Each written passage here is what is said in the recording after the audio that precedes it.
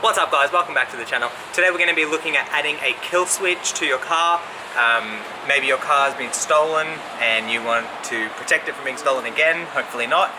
Maybe you just want to protect your car from being stolen in the future, or just something that you want to do just for that peace of mind.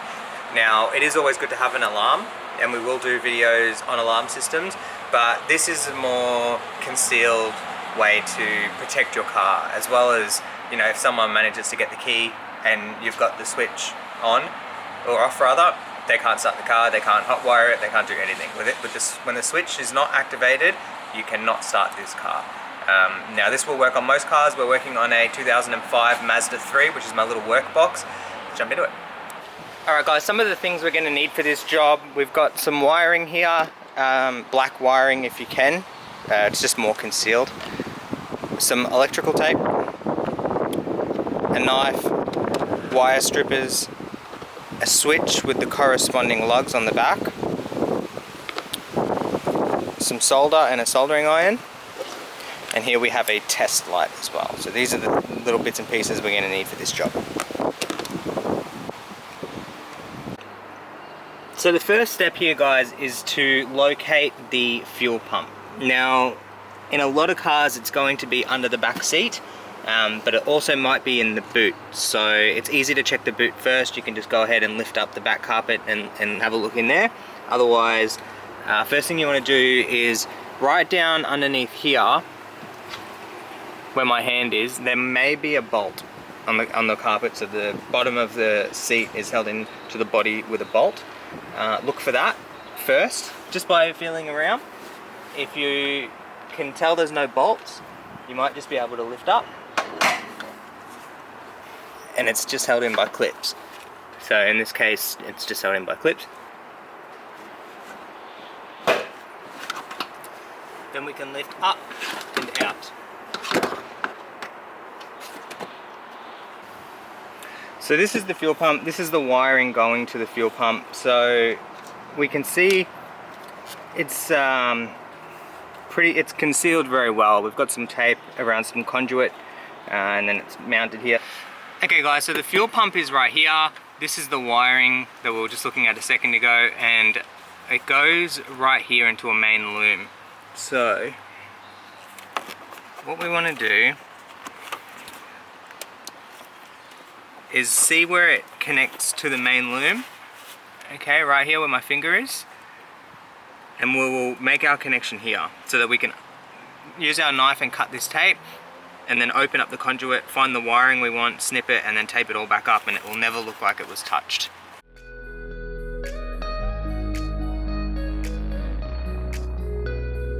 Okay, so right here is where it was connected to the main loom. So we've just used our knife to cut that tape, and now we can peel that back and we have some wiring exposed. Alright guys, next step we're going to be using our test light. Now you may have a test light or a multimeter, either one is fine. Basically a test light's just going to light up when we're on our 12 volts, and the test light will, and the multimeter will read out to you the voltage. So we want to find a good solid ground point we've got right here, and now we can start looking at probing some wiring. Okay guys, once we've got our test light grounded, I've just probed some of these wires. So we have a thick black, we have a thick green with orange trace, and we have two thin wires, okay, white with red trace and brown. So we're going to use one of the thick wires. We can test this, but first the assumption is black is going to be ground. Now this has no power on it, as you will see shortly. Okay, so the test light's not lighting up, but what we'll find is that when I'll go and cycle ignition, so I'll turn the car off, turn the car back on, and you'll see the test light will light up for a brief moment.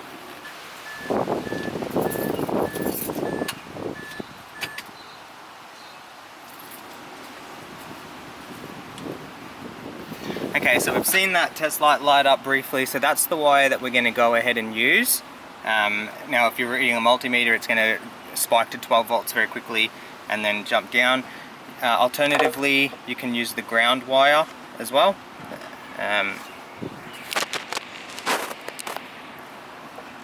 Instead if you like, but what we'll do is I will chop this wire and we'll see if the car starts.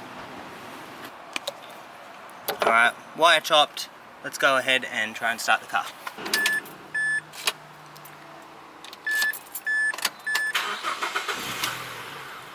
Okay, so the car started very quickly and it's just died. Perfect. Try again. Okay, so starts very briefly and then it dies straight away. You're not going to get very far with that. I'm pushing the accelerator and we're not getting anything. Beautiful.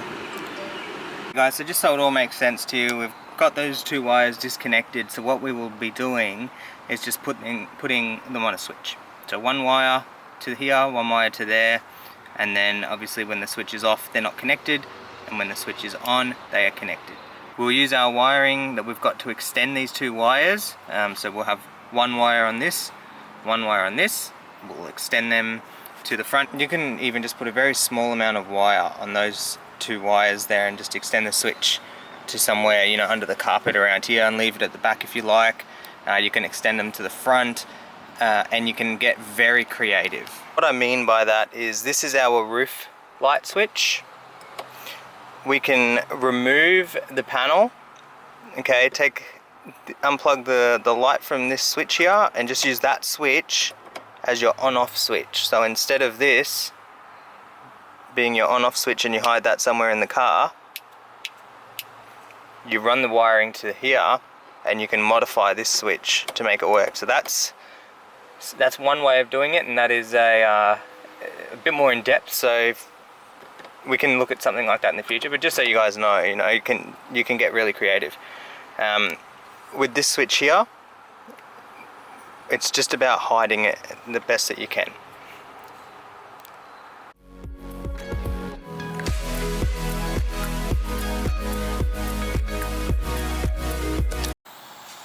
And as always, we will solder. Okay, so we have two separate wires now. So what we can do with that is fold them over each other like this, so they look like they were in the beginning. Okay, so you just made that little loop on that wiring there, and then what we'll be able to do is put all this back together, and you'll see it looks like it was never touched. Okay guys, so we've just taped up those solder connections, taped up those two wires, and now what we're going to do, feed this conduit back over the wiring where it was originally. Okay, and we'll put a bit of tape around it.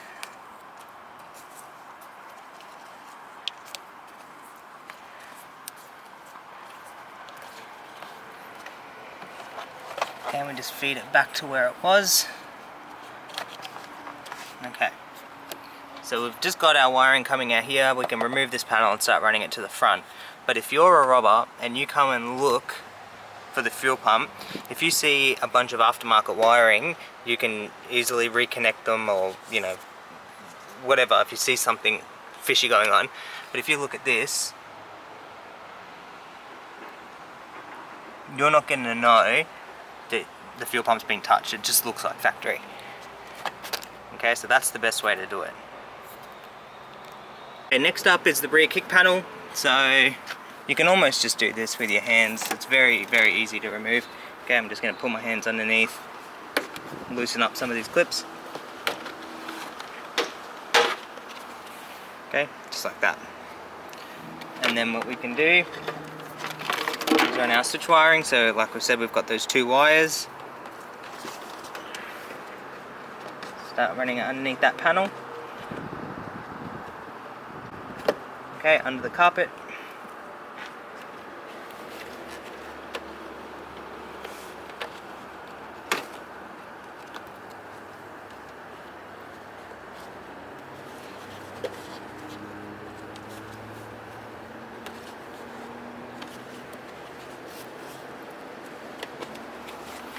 Okay, and then after that, just following, as you can see, we've got it right here.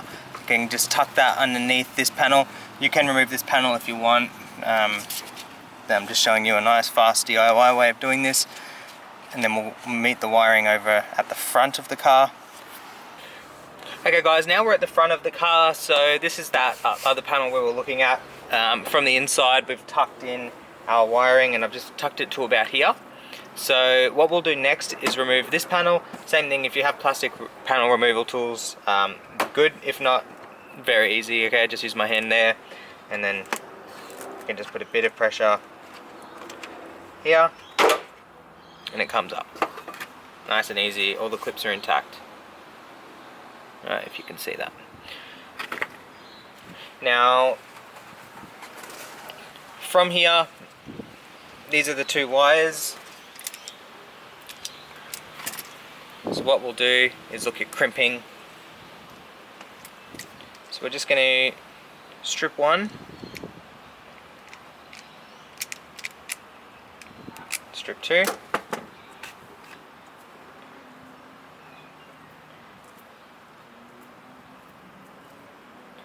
what I like to do is fold the copper over just like that.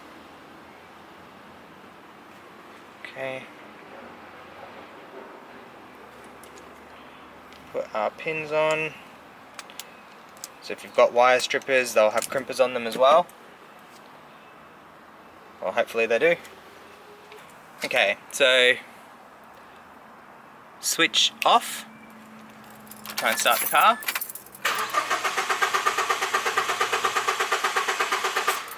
Okay, nothing at all. So we've seen before the car started for a little while and then just turned off.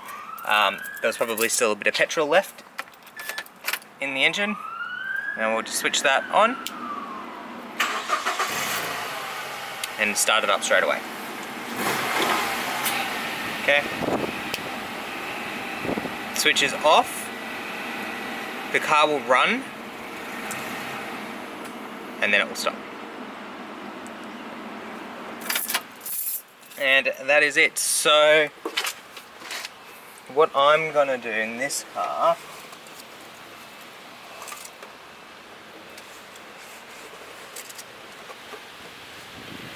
is, okay, so right here is some carpet, as you can see. I'll pick it up. Now there's some factory wiring here underneath the carpet, so I'm going to tuck the switch down and just leave it here. I'm not too worried about this car being pinched, but I've already done the work, so I'm just going to leave the switch in. So switch is on, tucked away. If I ever do need to turn it off, I can just very easily do that. You can start looking at reassembling. Just line up your clips and then start pushing down. Same thing with the back, guys, just line up your clips and then just press down on that panel. Okay, just get one last look at that wiring. So if anyone that has half a clue comes and looks here and tries to look for some wiring, some aftermarket wiring for a switch or something, they're not going to notice anything. Everything looks completely standard. Rear seat, so let's have a look at that. Okay guys, with the rear seat, we've got these two bars here, so they need to go underneath the back parts of the seat just like that. But before you do that, you just need to get out the seatbelt clips here, okay? So they just pull through, okay, just like that. So that's one side done.